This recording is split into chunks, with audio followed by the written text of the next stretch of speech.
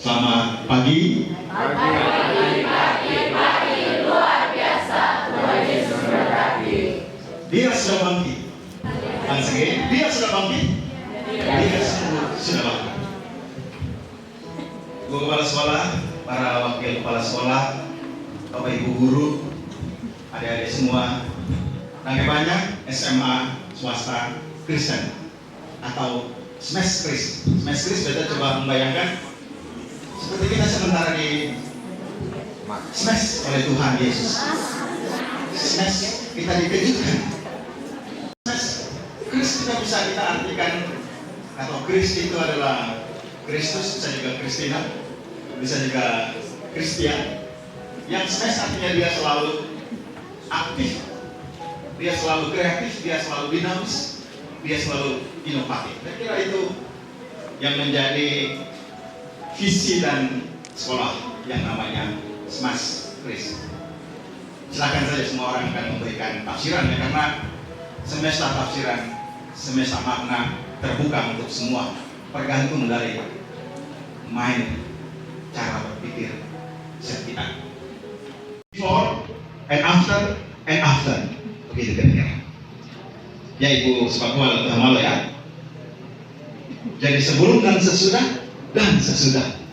Kalau judul adik saya tadi, Randy, saya kira puisinya bagus. Dan mereka sebenarnya apa yang menjadi esensi saripati dari Paskah. Karena Paskah adalah cerita sebelum dan sesudahnya. Apa yang sebelum? Apa yang sebelum terjadi? Apa yang terjadi sebelum Yesus bangkit, sebelum kubur terbuka? Kita harus baca rekop ayat-ayat sebelumnya, dan kita bukan saja baca selama 7 minggu, adik-adik sekalian, 7 minggu loh. Kita tidak hanya membaca before, tetapi kita mencoba untuk menghayati, untuk menemukan apa sebenarnya peristiwa-peristiwa yang terjadi before, sebelum Yesus bangkit. Semoga masih ada, mungkin remah-remah saja, karena memang daya serap kita terbatas. Di kelas 2 jam, 3 jam, mungkin hanya 40% yang bisa diserap ya, 50%. Ya sudahlah, biarkanlah kita mulai dari yang sedikit itu saja. Tetapi yang pasti, Bapak Ibu guru dan teman-teman sekalian, bahwa sebelum peristiwa Paskah, semua orang bergumul dengan dirinya sendiri, dengan mimpinya, dengan kecemasannya. Kayaknya saya mau sebuah buku yang saya kira bisa juga dibaca oleh teman-teman sekalian. Ayo pergi ke toko buku, jangan hanya pergi ke Tokopedia. Pergi ke toko buku dan Anda akan disegarkan oleh bacaan-bacaan baru. Misalnya saya membaca buku seorang namanya Matt Haig, seorang yang pernah mengambil keputusan untuk bunuh diri karena dia mengalami depresi yang berat. Seorang muda yang sebenarnya punya potensi, tetapi entah kenapa pada satu titik tertentu dia mengalami satu kondisi yang membuat dia memilih untuk bunuh diri. Tetapi dia mengatakan bahwa hidup harus dilanjutkan. Maka dia menulis buku sebelumnya, sebelum buku ini, judulnya adalah Hidup Itu Berarti. Dan dia membicarakan dalam buku ini bukan saja tentang dirinya, tentang self, tapi dia berbicara, memang di sini istilahnya planet ya, planet. Notes on a nervous planet. Kita menghidupi satu dunia yang nervous, dunia yang gelisah, dunia yang anxiety, dunia yang cemas, dunia yang fear, dunia yang penuh ketakutan. Before, kita menghidupi suatu keadaan cemas, sama seperti 66 tahun yang lalu, ketika sekolah ini sudah mulai dibangun, pasti ada harapan, tetapi pasti juga ada kecemasan. Bagaimana nasib sekolah ini? Bagaimana misi gereja? Dalam Matius 28 ayat 19-20, bukan saja membaptis orang, tapi mengajarkan orang. Ya, Bu Ana ya, saya punya kakak, saya punya senior. Mengajarkan orang, dan misi itu di take over oleh gereja melalui yayasan. Ada kecemasan, ada harapan, ada anxiety, ada hope. Memang begitulah ini. Selalu saja ada dua sisi, dua sayap yang membuat kita bisa terbang. Manusia selalu memiliki dua sayap. Ada kelebihannya, ada juga keterbatasannya. Ada baiknya, tapi juga sebaik-baiknya manusia, dia juga pasti punya kelemahan. Nobody perfect. Dan mari kita lihat, saudara-saudaraku, teman-teman, adik-adik sekalian, dalam kisah yang tadi dibacakan oleh dua teman kita sengaja memilih untuk membacanya dalam versi bahasa Melayu Ambon, ya, janji baru, perjanjian baru, ya, testamen, ya. Jadi cerita tadi kira-kira ada kata-kata yang bisa menginspirasi kita semua, tetapi kita juga akan coba menggali nilai. Tadi Ibu Kepala Sekolah berbicara tentang arti dan makna. Arti, definisi, makna meaning, tentu makna lebih luas dari sekedar arti. Mari kita melihat dalam cerita ini, adik-adik sekalian, Bapak dan Ibu saudara-saudara. Biasanya satu cerita, satu narasi di guru bahasa Indonesia adalah susunan dari sejumlah unsur dalam narasi. Misalnya ada semacam setting dari situasi-situasi dalam cerita itu. Misalnya tadi dikatakan pagi-pagi benar, masih gelap, jam 3:04, seorang perempuan, Maria Magdalena. Kenapa ya? Adik-adik sekalian, kenapa ya? Kenapa ya kemudian Maria Magdalena muncul dalam cerita, dalam panggung ini? Sama seperti adik-adik perempuan tadi muncul di atas panggung. Bukan kebetulan figurisasi itu dimunculkan. Figurisasi perempuan muncul dalam teks Alkitab itu sesuatu kemewahan. Karena Alkitab ditulis dalam suatu kebudayaan yang sangat patriarkal. Tetapi Yesus before and after mengubah dunia yang patriarkal menjadi dunia yang egaliter. Sehingga perempuan harus masuk di panggung. Perempuan tidak hanya di belakang panggung. Dia harus berdiri di depan panggung. Dan dia harus menjadi pelaku. Dia harus menjadi objek. Dan itu berita Paskah yang penting, saya rasa. Bapak Ibu saudara-saudara. Sehingga jangan kita kaget kalau Ibu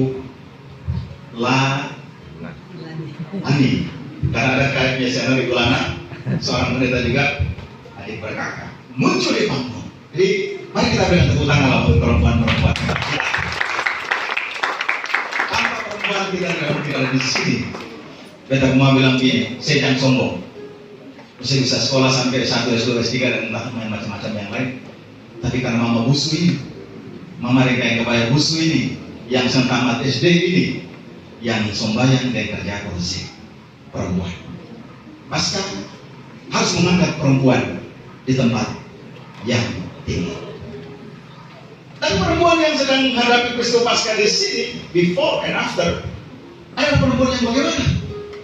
Kita baca kemarin dalam khotbah tentang hari terakhir Minggu Jumat Agung, Yesus disalib, ya, Yesus disalib. Maria Magdalena dan perempuan-perempuan itu, mereka melihat dari jauh, mereka mengintip saja dari jauh, tapi mereka tidak mengantuk. Dong mengintip tapi dong jangan mengantuk. Tadi cerita di situ Alkitab bahasa Ambon saya bilang, dong datang mengintip, dong jangan mengantuk. Sebenarnya kalau kita boleh meraba, ya, kita juga bisa ditafsir namanya imajinatif. Jadi kita mengaktifasi kita punya daya imajinasi untuk membaca, karena tidak mungkin kita bisa membaca peristiwa masa lalu dengan tepat. Jadi kita bisa gunakan imajinasi, daya imajinasi untuk merasakan, dan itu berarti kita harus masuk ya dalam cerita ini baik-baik. Makanya mindfulness itu latih kita punya fokus, latih kita punya sasaran di mana kita mau menemukan titik di mana kita mau menangkap nilai. Jadi teman-teman adik-adik kita bisa latih. Memang tidak langsung jadi ya, tapi bisa latih. Kira-kira suasana batin, suasana kebatinan dari Maria Magdalena. Coba ya kan, pagi-pagi masih dingin-dingin gitu. Dia harus pergi ke kubur, dan biasa kalau kubur ada malam gitu kan, rasanya gimana? Coba bayangkan, dari sekali kubur malam-malam, seram ya, bukan orang Serang, tapi seram, ya. Dia mengalami ketakutan, kecemasan, ya. Tetapi cerita Paskah bukan berakhir di kecemasan dan ketakutan. Dia mengalami satu sentuhan alam. He touch me. Tuhan menyentuh dia dengan peristiwa di mana kubur sudah terbuka. Gambar kubur terbuka. Kubur terbuka. Dia mengalami sesuatu yang baru. Dan itulah momen afternya. Momen afternya di mana dia kemudian pergi berjumpa dengan murid-murid. Ya, murid-murid itu sering disebut 12 murid, padahal sebenarnya itu salah. Tidak hanya 12 murid sebenarnya. Karena semuanya laki-laki, ya kan?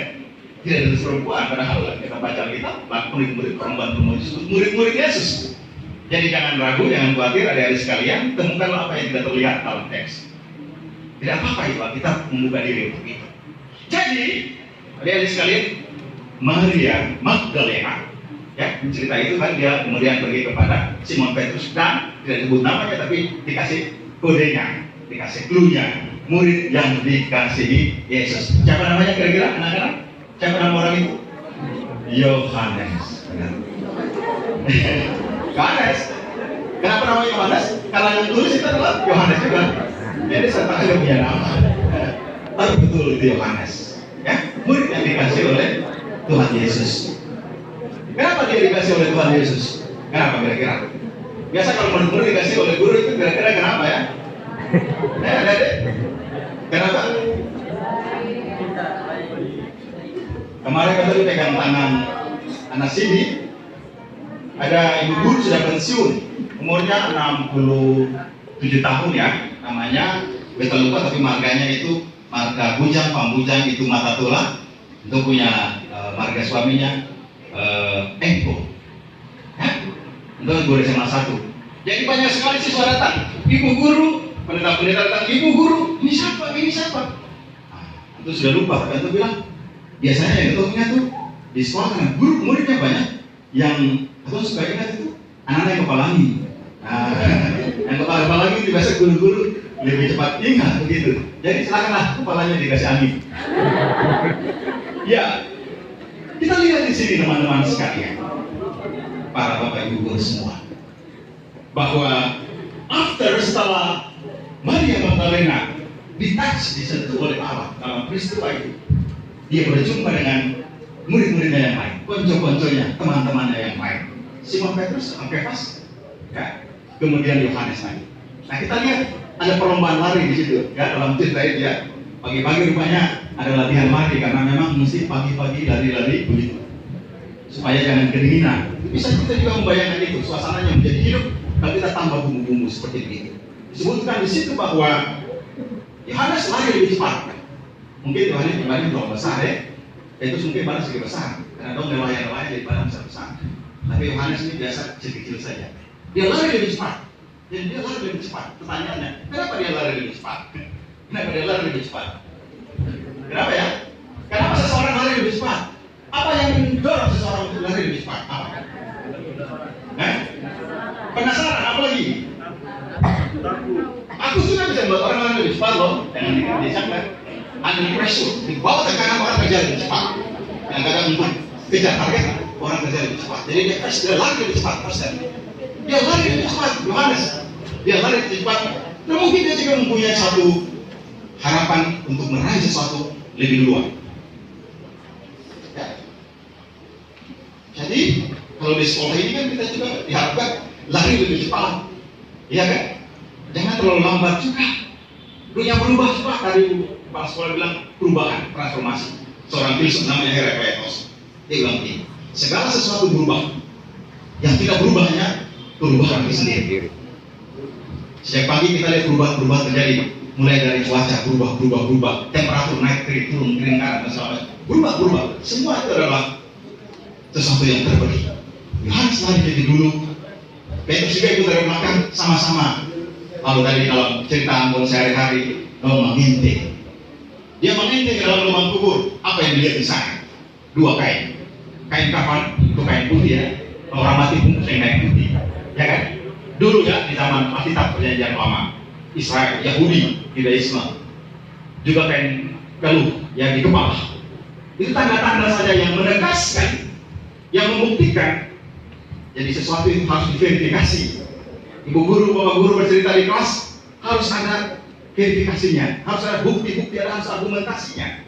Selain persuasi-persuasinya, tetapi harus ada argumentasinya, ada alat verifikasinya. Dan dalam bacaan kita, kain peluh, kain kafan bergeser bergerak, berpindah. Itu menandakan sesuatu yang berubah. Dan teman-teman sekalian, bapak ibu guru, saudara-saudari sekalian, peristiwa itu kemudian memindahkan setting tempat dari kuburan ke rumah. Cuma sayangnya, kita cek tafsiran tadi terjemahan bahasa Ambon Cerek, itu kata rumah hilang. Jadi dong pulang, setelah dong pulang. Kenapa ya? Mungkin nanti suatu waktu kita ingin tanya kepada para penerjemah, kenapa kata rumah itu hilang? Padahal kalau kita cek, mereka kemudian pulang ke rumah, dan kata itu penting, rumah. Memang kalau kita cek dalam terjemahan beberapa versi ya, misalnya dalam versi New International Version, dia menyebutkan where they were staying. Staying di mana-mana bisa. Tetapi kalau King James Version, dia langsung mengatakan tempat itu adalah home, rumah. Pasca adalah peristiwa kita pulang ke rumah. Kita pulang ke rumah untuk menemukan makna. Ya, kita pulang ke rumah untuk menemukan makna. Jadi kalau kita merayakan Pasca, pertanyaannya hari ini adalah apa maknanya? Tadi dalam diskusi awal-awal dengan ibu kepala sekolah, kita semua bangga ya, kota ini ramai dengan aksesoris Pasca. Ramai sekali. Bahkan sejak kemarin ramai sekali. Dan banyak orang merayakannya di jalan-jalan. Tapi pertanyaannya adalah setelah itu, after, apa yang berubah? Apakah kita mau ikut nyanyian lagu yang tadi? Kita punya adik Lesusa tadi, Angel. Atau bagaimana? Atau kita masih tetap seperti yang dulu? Aku masih seperti yang dulu. Atau kita mau berubah? Saya rasa, Bapak Ibu, anak-anak, saudara-saudara sekalian, hari ini ketika kita merayakan Paskah, kita harus menegaskan komitmen, bahkan disebut rekomitmen. Kita tegaskan kembali komitmen kita apa sebenarnya, anak-anak. Apa komitmen kita di Paskah 2020? Karena Paskah atau waktu, tadi di kepala sekolah sekali lagi saya MTJ menyebutkan dengan angka 6 per 6, 58 dan seterusnya. Kita ingat konsep waktu itu dua, ya di sekolah di tempat kita diajarkan kairos, kronos. Jadi kronos berarti kita menghitung angka sudah 68, 69 dan seterusnya. Tetapi kairos itu kesempatan. Tidak semua waktu itu bisa menjadi kesempatan. Dan Paskah harus menjadi kairos, menjadi kesempatan buat kita semua untuk rekomitmen, untuk menegaskan kembali apa yang mesti kita buat. Nah, saya buat pertanyaan terakhir untuk adik-adik. Silakan saya sama Kristen. Karena Ibu Ona ini besok lusa akan dipinjam ya. YGBK Dr. Jody Citanala untuk memimpin sekolah di Citanala Learning Center. Akhirnya saya simpulkan, setelah kita berbagi tadi, saya tadi bilang bahwa khotbah itu sudah terjadi sejak kita datang ke sini. Tinggal kita mengambil hikmahnya saja.